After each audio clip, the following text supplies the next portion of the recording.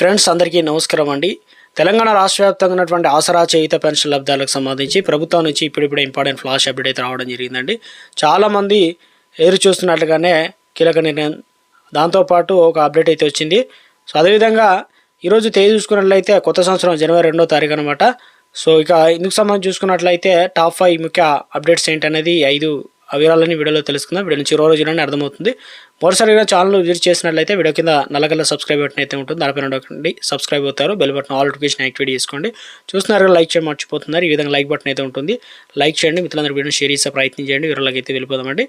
So మొట్టమొదటి update వచ్చేసి మనకు తెలంగాణ రాష్ట్ర వ్యాప్తంగా ఉన్నటువంటి మహిళలకు గుడ్ న్యూస్ అనమాట. సంచలన నిర్ణయం తీసుకోవడం జరిగింది, గుడ్ న్యూస్ చెప్పడం జరిగింది. అసలు ఏం చేస్తున్నారు ఏందని చూసినట్లయితే సీఎం రేవంత్ రెడ్డి తెలంగాణలోని రేవంత్ సర్కారు ముఖ్యంగా మహిళలకు గుడ్ న్యూస్ చెప్పడం జరిగింది. ఇప్పటికే మహిళా సంఘాల్లో ప్రధానంగా ఆర్టీసీ బస్సులు, పెట్రోల్ బంకులు కేటాయించడంతో పాటు మహిళా శక్తి క్యాంటీన్ల ఏర్పాటు ద్వారా ఉపాధి అవకాశాలకు ప్రభుత్వం కల్పిస్తుంది.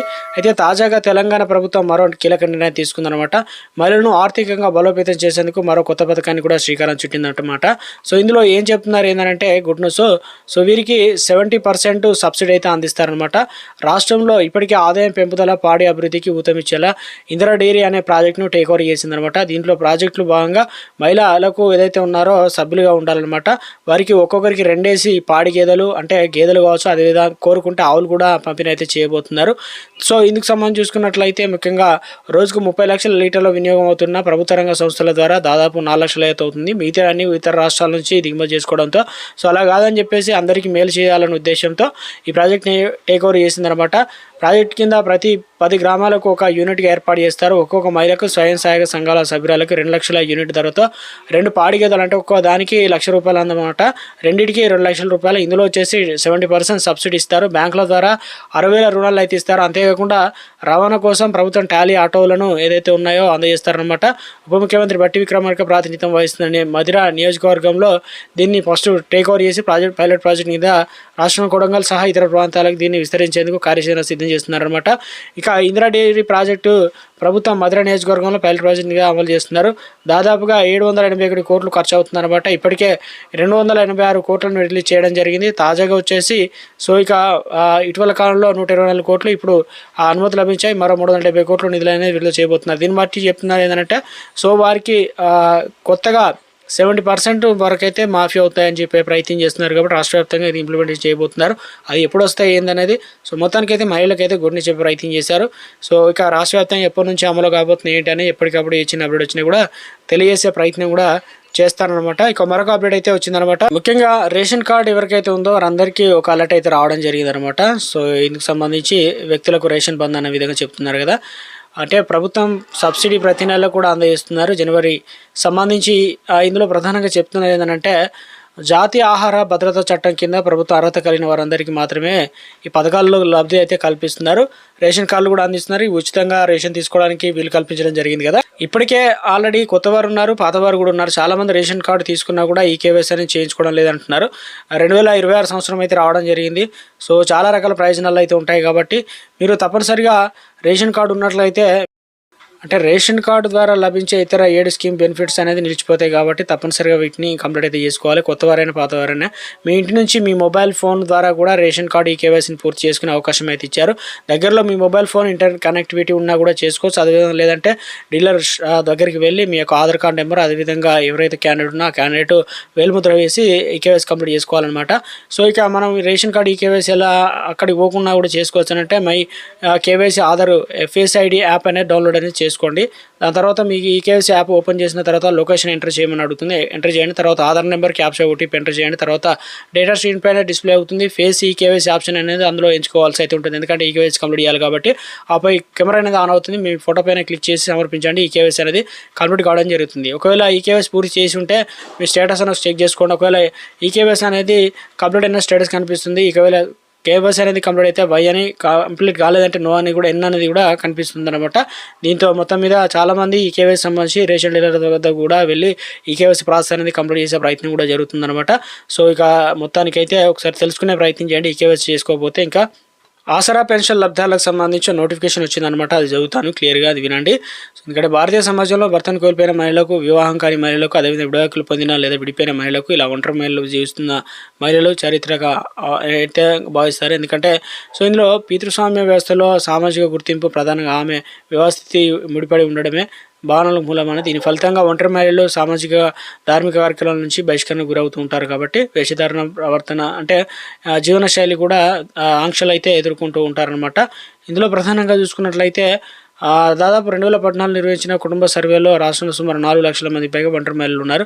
కొత్త పథకాలు నిర్వచనాల ప్రకారం గ్రామీణ ప్రాంతాల్లో 30 ఏళ్ళు, పట్టణ ప్రాంతాల్లో 35 ఏళ్ళు వివాహం కాని మహిళలు కూడా కలిపితే ఈ సంఖ్య మరింత పెరిగే అవకాశం అయితే ఉంది.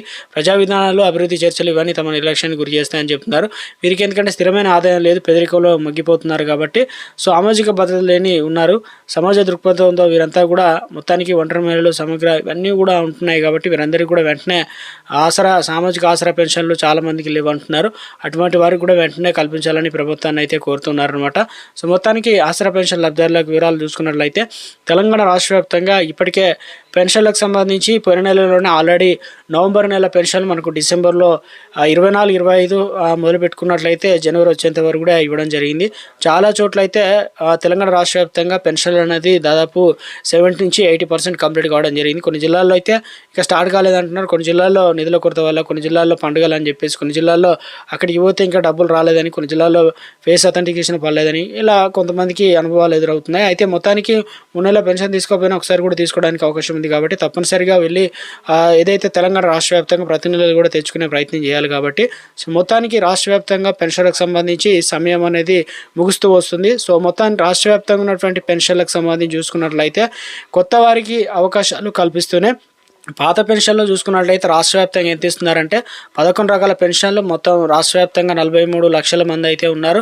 ఇందులో వచ్చేసి ప్రతి నెల దాదాపు 1000 నుంచి దాదాపు 1100 కోట్ల వరకు అయితే ఖర్చు అవుతుంది. కాబట్టి రాష్ట్ర ప్రభుత్వం ఇటీవల కాలంలోనే అధికారంలోకి రావడానికంటే ముందు ఇప్పుడు ఇచ్చే పెన్షన్లు 2016 రూపాయలు కాస్త 4016 రూపాయలు, అదేవిధంగా 4016 రూపాయలు కాస్త 6000 రూపాయలు చేస్తామని చెప్పడం జరిగింది. ప్రభుత్వం ఎట్టి పరిస్థితుల్లోనూ తెలంగాణ రాష్ట్ర వ్యాప్తంగా పెన్షన్లకు సంబంధించి పెంపు కూడా చేయాలని, ఇందుకు సంబంధించి ఫోరెన్సిక్ ఆడిట్ అనేది నిర్వహిస్తున్నారు అనమాట. ఈ ఫోరెన్సిక్ ఆడిట్ అనేది ఎలా నిర్వహిస్తున్నారు, దీంట్లో వివరాలు కూడా రావడం జరిగింది. ఇందులో దాదాపు రాష్ట్ర వ్యాప్తంగా 4 జిల్లాలు పైలట్ ప్రాజెక్ట్ ఎంపిక చేయడం జరిగింది. మండలాల్లో వచ్చేసి 2, అదేవిధంగా గ్రామాల్లో వచ్చేసి 2. ఈ రకంగా అంటే రాష్ట్ర వ్యాప్తంగా దాదాపుగా 20,000 మందికి సంబంధించి పెన్షన్లు ఉన్నాయో వారందరినీ కూడా ఒక్కొక్కరిగా ఇంటికి వెళ్ళి డోర్ టు డోర్ సర్వే, ఆన్లైన్లో వారి పత్రాలు ఇవన్నీ కూడా వెరిఫికేషన్ చేశారనమాట.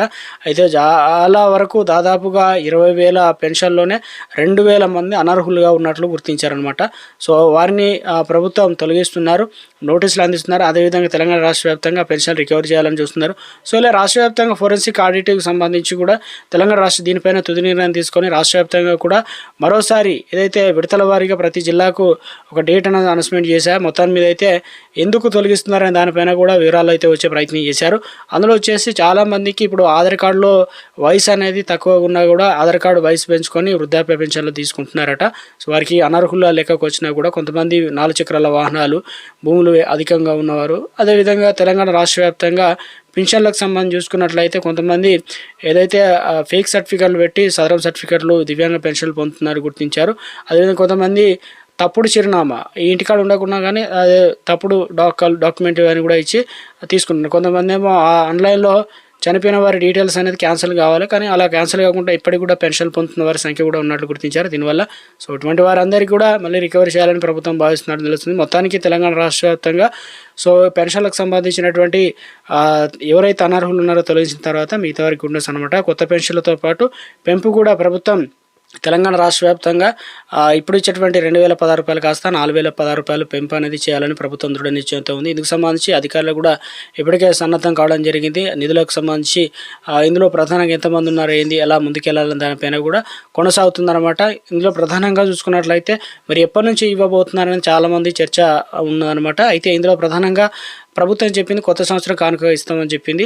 జనవరి లేదా ఫిబ్రవరి, మార్చి వరకు తప్పనిసరిగా పెంపు అనేది ఉండే అవకాశాలు అయితే ఉంది. ఈ బడ్జెట్ సమావేశాలు, శీతాకాల సమావేశాలు ఉన్నాయి కదా, ఇందులో తప్పనిసరిగా ఏదో ఒక నిర్ణయం తీసుకునే అవకాశాలు అయితే ఉంది, చర్చకు వచ్చే ఛాన్స్ అయితే ఉంది. కాబట్టి త్వరలోనే ఇప్పటికే స్థానిక సంస్థల ఎలక్షన్లు కంప్లీట్ కావడం, తర్వాత మున్సిపల్ కార్పొరేషన్, దాని తర్వాత వచ్చేసి నెక్స్ట్ తెలంగాణ రాష్ట్ర వ్యాప్తంగా ఏదైతే ఎంపీటీసీ, జడ్పీటీసీ ఎలక్షన్లు అయితే ఉన్నాయి. కాబట్టి ఇవన్నీ దృష్టిలో ఉంచుకొని తెలంగాణ రాష్ట్ర ప్రభుత్వం వడివడి అడుగులు వేస్తుందని చెప్తున్నారు.